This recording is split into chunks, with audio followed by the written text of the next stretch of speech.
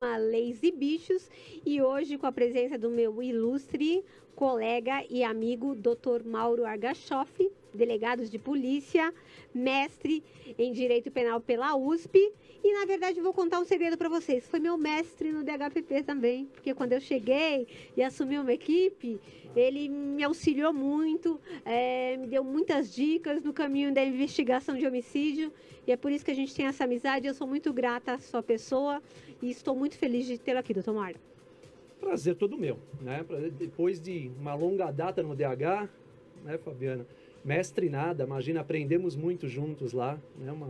Um longo período. Eu fiquei mais que você lá, mais que você, embora eu acho que eu tenha saído antes, não me lembro agora. Mas a gente ficou mas tempo, foi um bom tempo, foi um bom tempo. A gente trocou bastante experiência. Trocamos bastante com certeza. Bom, eu chamei o Dr. Mauro aqui porque eu conheço da capacidade dele. E como o nosso programa diz, Leis e Bichos, né? Eu li um artigo muito interessante do Dr. Mauro e vi que ele está muito afeto e está estudando muito sobre a lei de maus tratos, a lei do meio ambiente.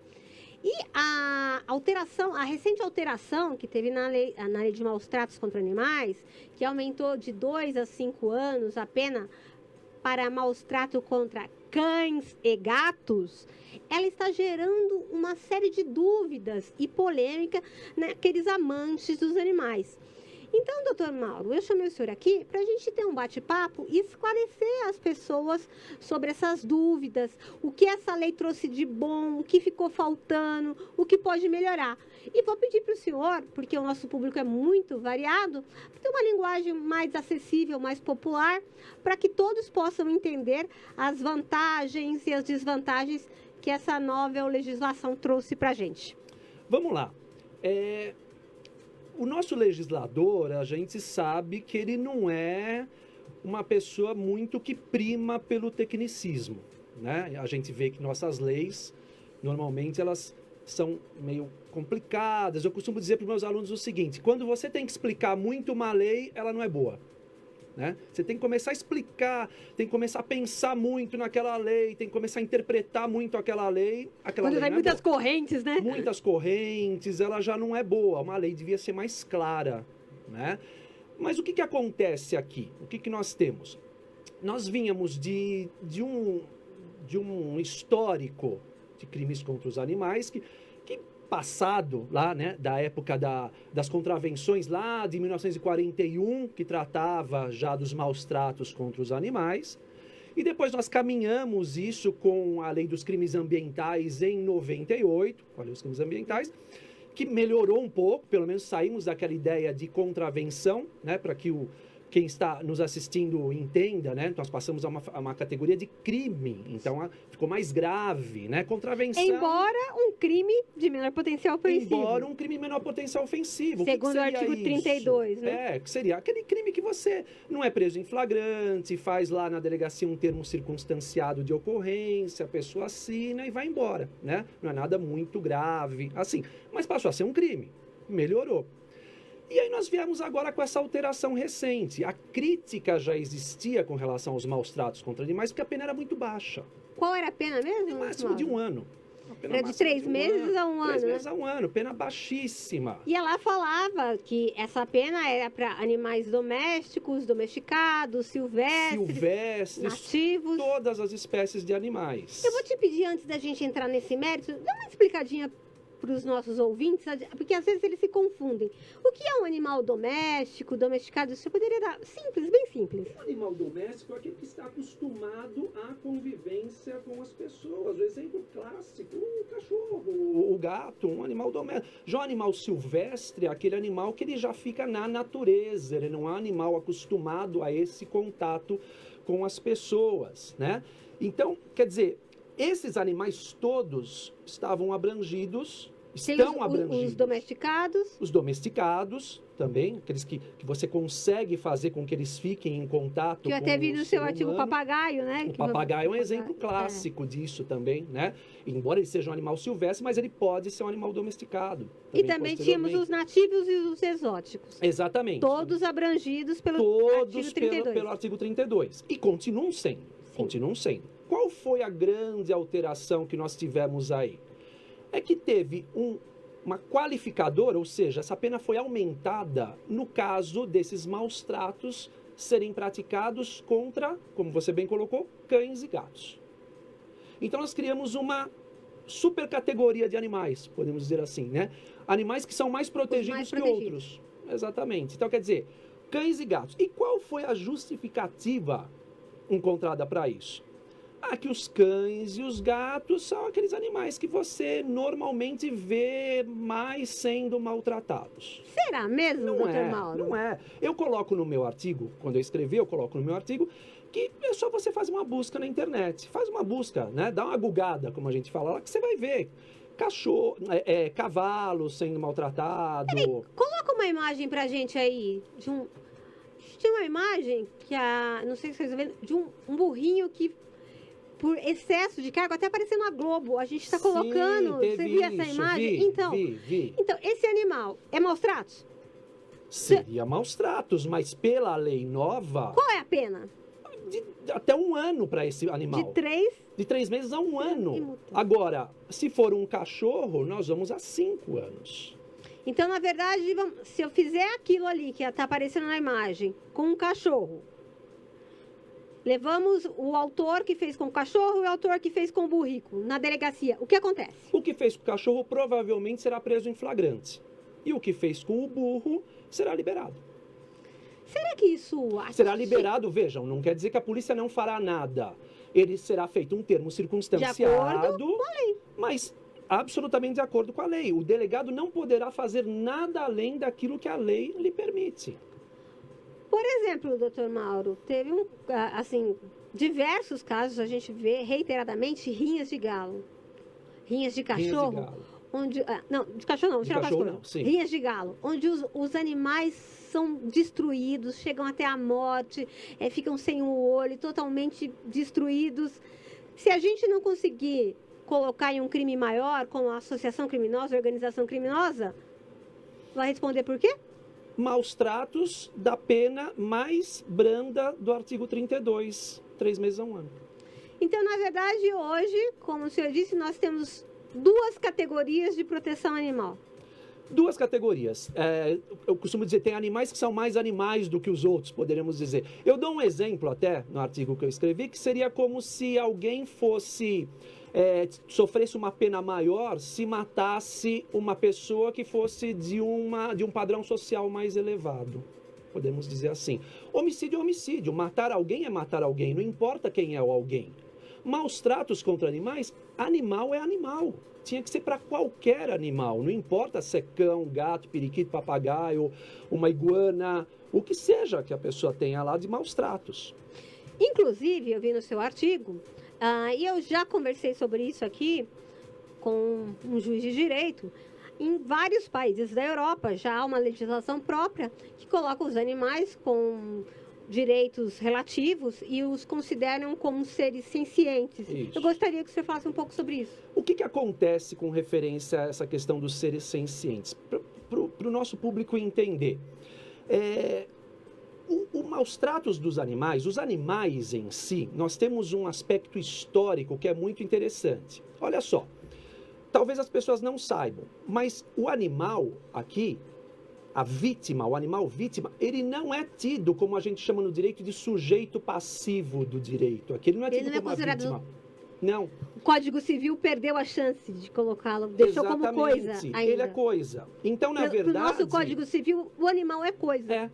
Então, num crime desses, a vítima não é um animal. Olha que interessante, a vítima é a coletividade. Então, com isso, perde-se essa oportunidade, né? Se esse animal for considerado como um ser senciente, e nós temos um projeto de lei que está tramitando, e a última movimentação dele foi no final do ano passado, ele vem da Câmara, passou pelo Senado, foi devolvido à Câmara porque teve alguma alteração e está lá para ser votado agora de novo na Câmara, mas deu uma parada. Ele coloca o animal como ser senciente. Aí sim nós teremos. Doutor Mauro, fala mais um pouco para o nosso público. O que seria um animal senciente? O que é a senciência? Nem todo mundo entende esse termo. Nem todo mundo entende, eu compreendo isso. O animal, ele sofre dor, O animal, ele tem emoções, de certa forma. O animal, ele anda, o animal, ele respira. Ele é um ser que sente, ele é um ser senciente. Essa é a ideia. Ele não é um simples objeto. O animal não é um vaso que eu não quero mais e eu jogo fora, né? Por ele ser um ser vivo e que ele tem, né, essa parte da senciência que isso fala, né, que ele sente dor, veja, ele se alegra quando você chega em casa, tudo aquela coisa. Então, o animal, ele precisa ser tratado não mais como uma coisa, não mais como um objeto. Porque senão, caso contrário, nós ficamos nessa situação, né? Você pega o animal, eu não quero mais, eu jogo o animal Como fora. se fosse o vaso, a cadeira, a mesa, a roupa velha. Como se fosse isso. Então, enquanto ele não for considerado um ser senciente, fica muito difícil para a lei estabelecer. Olha só que interessante. Hoje em dia, nós podemos notar, inclusive, o alcance que isso está tendo numa separação de casais, por exemplo. O casal resolve se divorciar e tem o cachorro, tem o gato, vai se discutir com quem vai ficar esse animal. Sim, inclusive dada a importância. eu entrevistei um juiz e ele já participou de casos que tem que julgar a guarda, como a guarda compartilhada, como de filhos. E, inclusive, pagamento, né? Eu não sei, a palavra não poderia ser, talvez, alimentos, não seria o correto. Uma espécie de pensão. Mas uma espécie, por quê? Esse animal, ele precisa de tratamento. Ele precisa de veterinário, ele precisa de ração, ele precisa de vacina. Então, um ser assim não pode ser uma coisa. Não pode ser uma coisa, exatamente. Então, nós estamos na expectativa que isso se resolva com essa consideração da senciência. Isso seria bastante interessante também. Doutor, eu vi uma coisa também interessante que eu gostaria que o senhor falasse. Eu vi no seu artigo falando sobre a Holanda. A Holanda hoje é o país considerado mais avançado nessa questão? Explica pra gente por quê. Você viu só que coisa? Eles Então, conta pra gente. Não tem animais na Holanda, nós não temos a figura de animais, de cachorros na rua, abandonados. Recentemente eu estive em Holanda, realmente, eu não vi nenhum. Não tem. Mas eu não sabia que era em virtude de uma política pública. Uma política pública com pena de multa altíssima para aquela pessoa que abandona o animal. Então, existe uma pena enorme de muito dinheiro, né? E a gente sabe que muitas vezes é no bolso que a gente vai sentir, né? Que o povo vai sentir no bolso essa obrigatoriedade. E lá não tem, mas tudo bem que também a gente tem que considerar que lá muitas vezes a cultura é outra, né? Nós não temos essa cultura daqui, como eu ia dizendo há pouco, de considerar o animal como uma coisa, de estar levando em consideração somente a questão desse animal como a coletividade sendo atingida se o animal é maltratado. Olha só que interessante, Fabiana. Na época das contravenções penais, quando se tratava dos maus tratos lá na lei das contravenções penais, antes dele ser crime, inclusive, havia esses maus tratos e havia um acréscimo ali na contravenção se esse maus tratos fosse praticado em local público ou exposto ao público. Por quê? Olha o pensamento. Se alguém está vendo. Se ninguém estivesse vendo, tudo bem. Entendeu? Se alguém está vendo... É muito arcaico, né? Muito. Então, qual que era a preocupação? Era com o animal? Não. A preocupação era com a ética. A ética do ser humano em maltratar. Não era bem visto um ser humano que maltrata, mas você estava preocupado com o ser humano, você não estava preocupado com o animal. Na verdade, você estava escondendo a ética, né? É mais grave ainda, escondendo, né? exatamente. Na verdade, é uma ética dissimulada, né? É muito mais grave. Exatamente. Então, quer dizer, isso vem através, né? Você bem sabe que o direito, ele vai trazendo as coisas ao longo dos anos, das décadas. Cada lugar, cada época tem o seu tempo, né? Exatamente. Então, o nosso tempo, ele anda devagar, mas ele anda. Eu acho que, de qualquer forma, o nosso presidente foi muito relutante em sancionar esse aumento de pena de 2 a 5 anos, alegando que achava que a pena era muito alta. Mas, de outro lado, teve uma pressão muito grande da sociedade civil, de protetores, de operadores do direito, que começam a ver isso de uma outra forma, tanto que foi sancionado. Então, a gente tem que ver pelo lado positivo essa aprovação.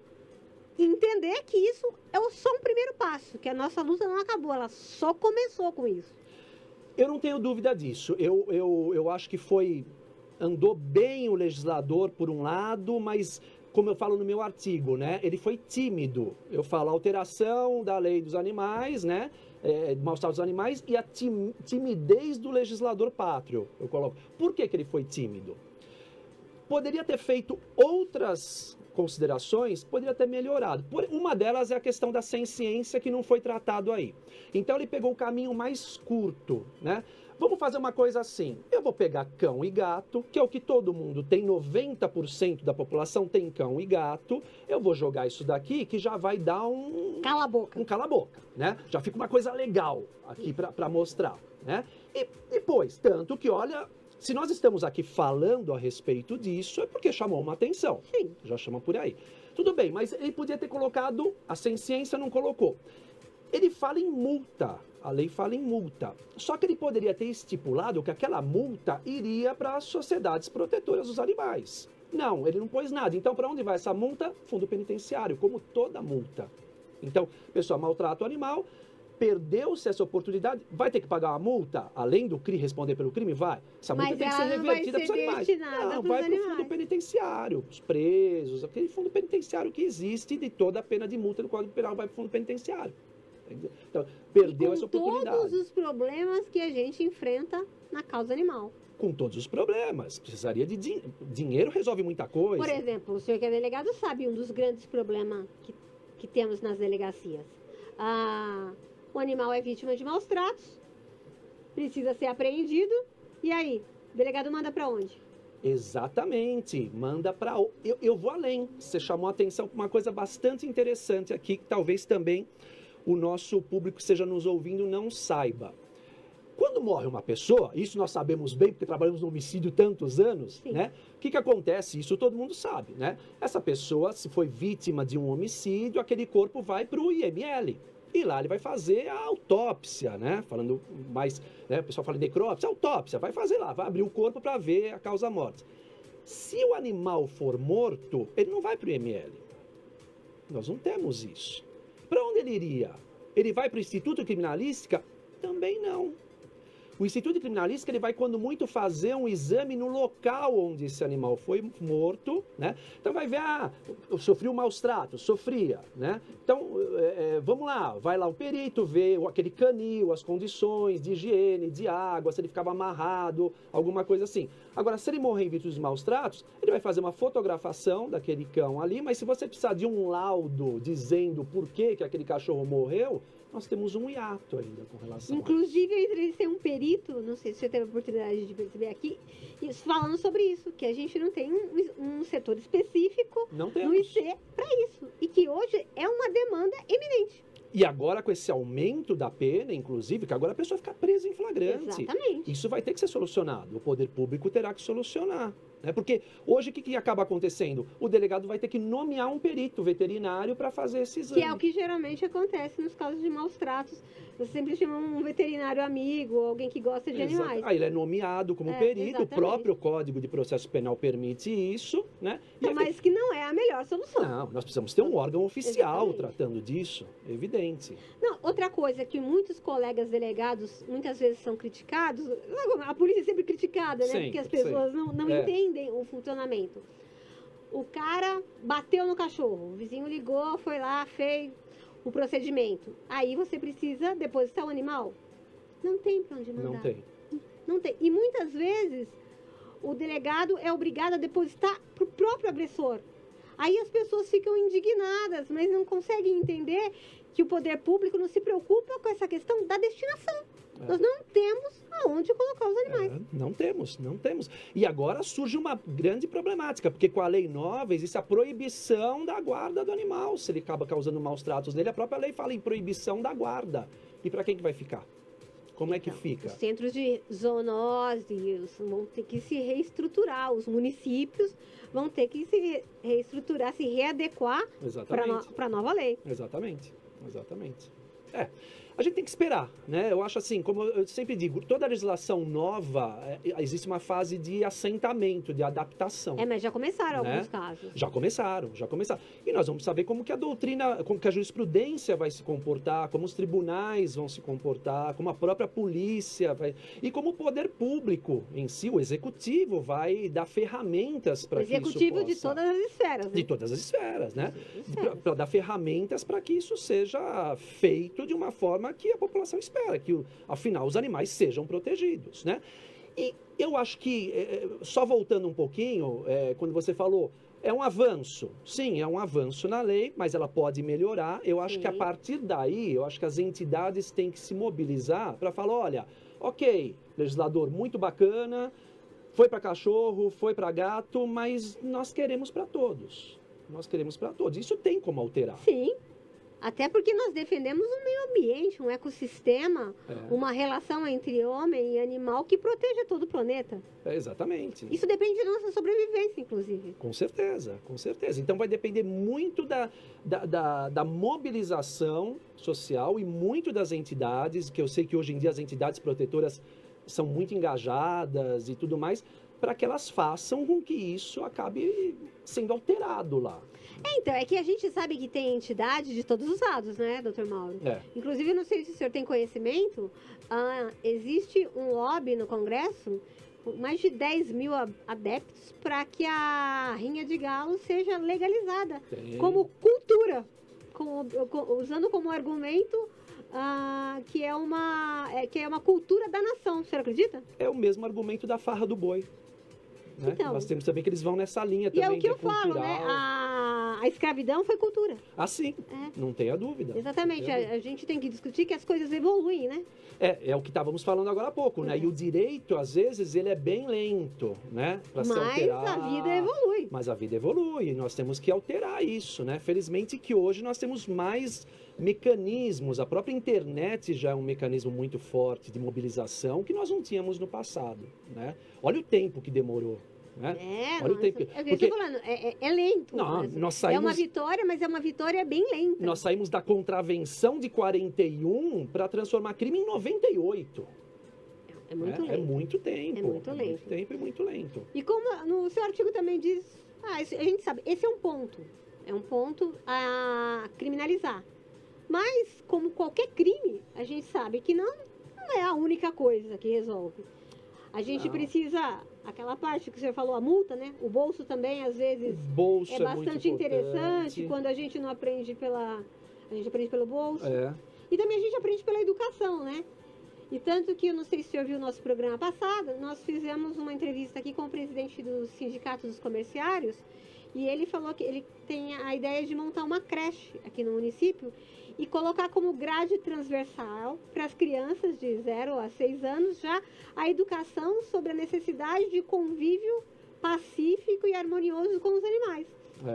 Então a gente tem que juntar todas essas frentes para, quem sabe, a gente ter uma legislação de qualidade e de verdadeira proteção no futuro.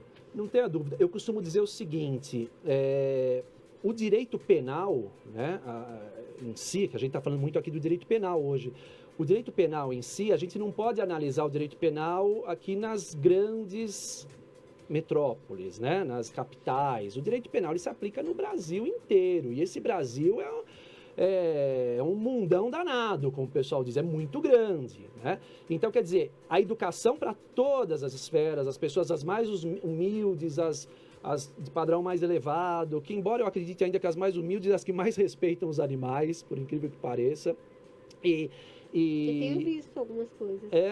As mais humildes respeitam mais do que normalmente as de padrões mais elevados. Mas essa educação é fundamental. Isso tem que vir lá de baixo, né? Essa questão da creche para os animais e tudo. Eu acho que o político moderno, se ele hoje em dia não tiver engajado com isso, é um pouco complicado, porque o animal ganhou muita força de um tempo para cá. E eu acredito que com as redes sociais ele ganhou mais ainda. É só a gente ver todas as postagens, tudo que acontece e tal. Eu acho que ele ganhou mais ainda. Então a pessoa tem que estar muito antenada com relação a isso, e nós esperamos que evolua, né? Eu não criticaria aqui a alteração. Ou melhor, eu faço as críticas que eu fiz aqui, que ela poderia ser melhor. Mas eu nunca falaria... pelo que é Exatamente, parabéns bem pelo que foi feito, mas vamos melhorar. Mas tem que ser falado o que não foi feito. O que não foi feito. Exatamente, o que não foi feito, para melhorar. Exatamente. Essa é a ideia. É um primeiro passo, que a gente parabeniza, mas não é suficiente. E a gente está aqui para cobrar. Para cobrar, exatamente.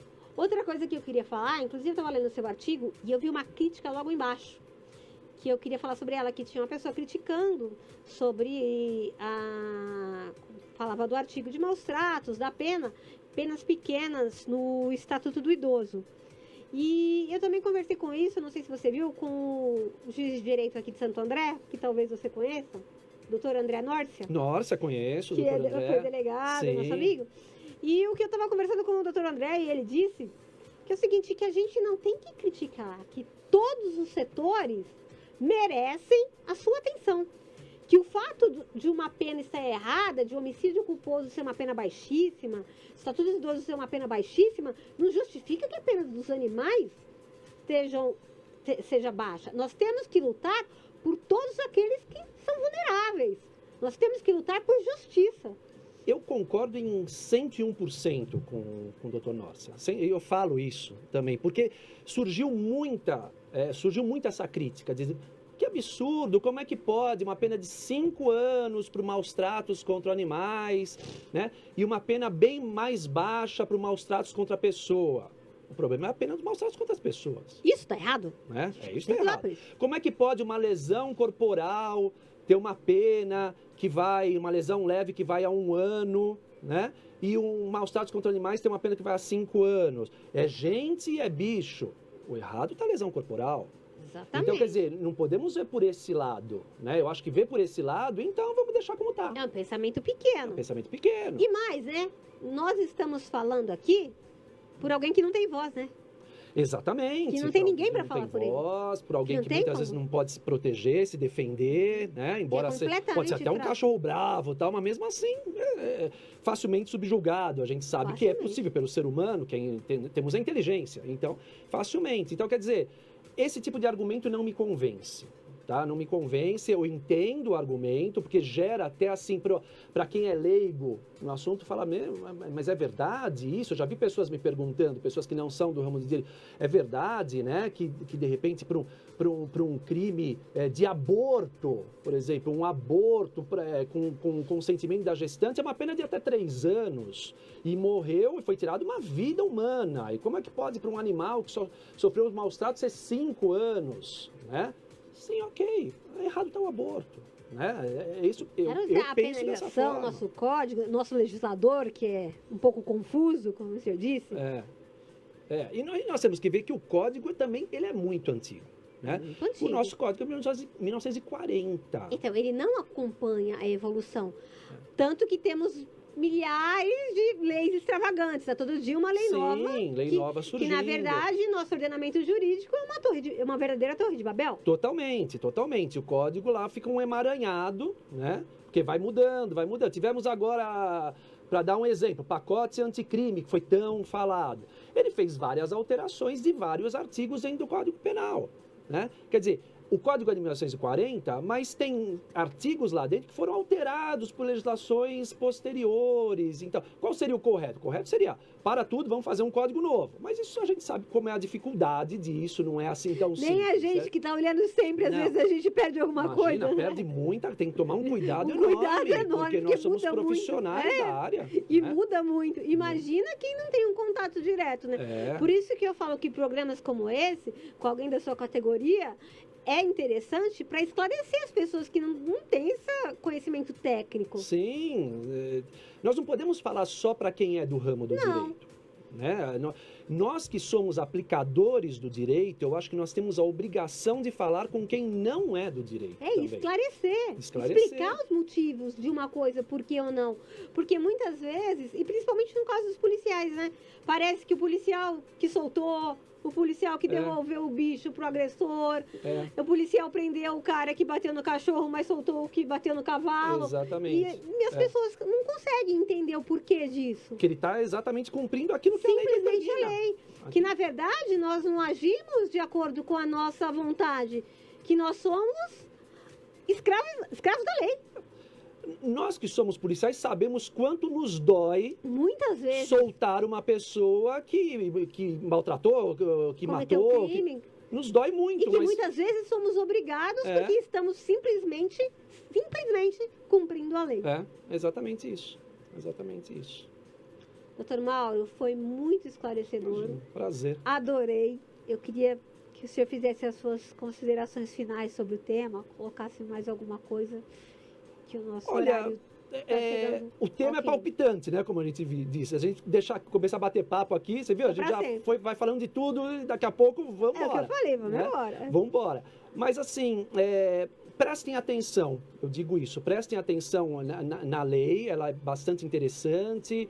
Quando sai uma lei nova, procurem se informar. Eu acho que isso aqui não para aqui. Eu acho que, devido à movimentação que já está havendo, fiquem atentos a essa alteração da ciência, que deve estourar a qualquer momento, porque agora isso chama muita atenção, né? E leiam bastante, ouçam bastante pessoas que saibam explicar o que está acontecendo.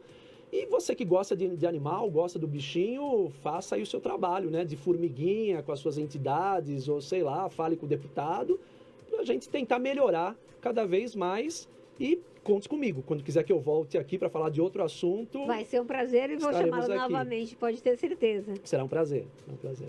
Pessoal, então boa tarde. Vamos encerrando mais um Leis e Bichos. E eu espero vocês na próxima quarta, às 17 horas. Beijo, doutor Mauro. Beijo, galera. Até quarta.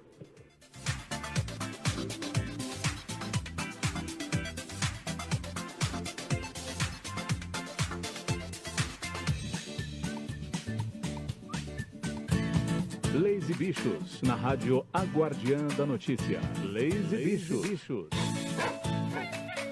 Leis e Bichos. A Guardiã da Notícia.